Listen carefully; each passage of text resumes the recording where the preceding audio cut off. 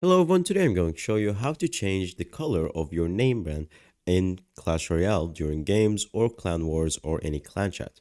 Make sure to watch the video until the end not to miss any important details. Yeah, as you can see right here, we are on Clash Royale, one of the websites, and this will give you all the exact steps. But spoiler alert, you need to buy the Pass Royale before you do this. So as you have that in mind, you will see you can enter your name, and then before you enter your name, you'll enter one of these.